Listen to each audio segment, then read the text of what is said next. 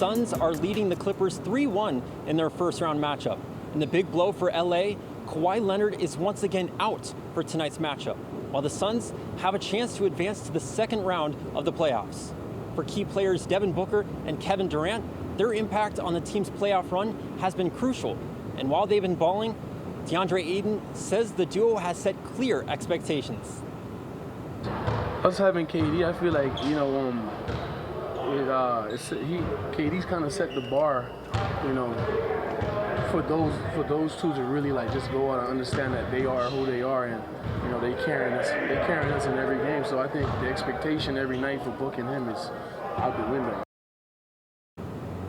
The NCAA softball season is coming to a close, and the Arizona State Sun Devils are limping towards the finish line. The season was highlighted by a 15-3 start, and as Zach Woodard tells us, a big reason for the success was senior Jordyn VanHook, who currently leads the Pac-12 in home runs and is tied for 5th in the country. Breakout star of Arizona State softball team this season has been senior Jordyn VanHook. VanHook is one of the nation's leaders in home runs this year, after a rigorous offseason of training. I just went back home and just really grinded.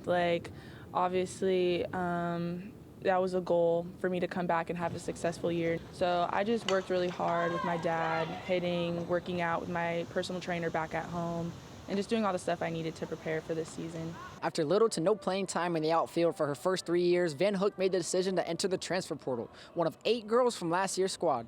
And after teaching herself how to play first base over the fall, she decided to return to Arizona State for her 4th year, a decision that has paid off massively.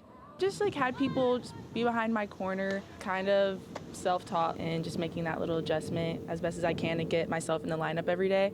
So it worked out. Uncertainty surrounding ASU's head coaching situation after the departure of Trisha Ford last season led VanHook to enter the transfer portal. But once Megan Bartlett was hired to take over the program, VanHook decided she wanted to finish what she started in Tempe with her teammates. I am glad that she did decide to come back, but I honestly wasn't surprised. But I knew that she was going to come back just because, she had something to prove, and that's what she's doing now. The first baseman is making an impact off the field as well. The senior is also a leader in the dugout. It didn't take long for Bartlett to notice the command that VanHook has on the team.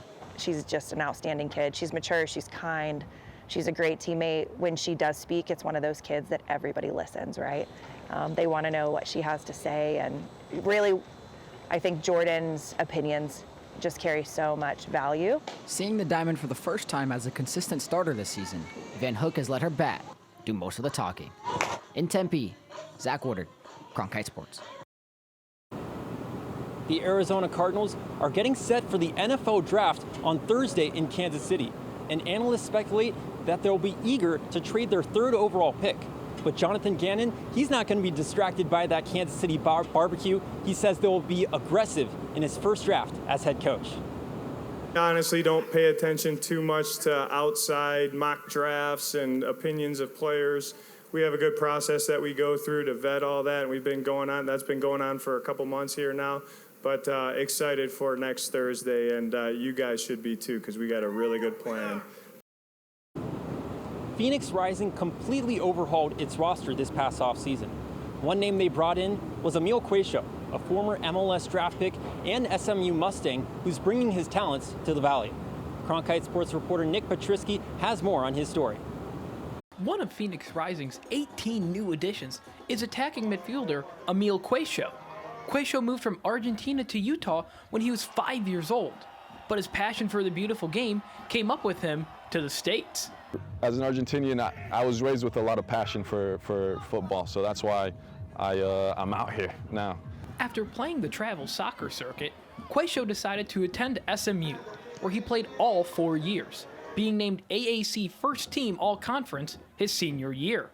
Cuello began his career in MLS, where he was drafted 19th overall by the LA Galaxy in the MLS Super Draft, with zero guarantee that he would even make the final roster cut.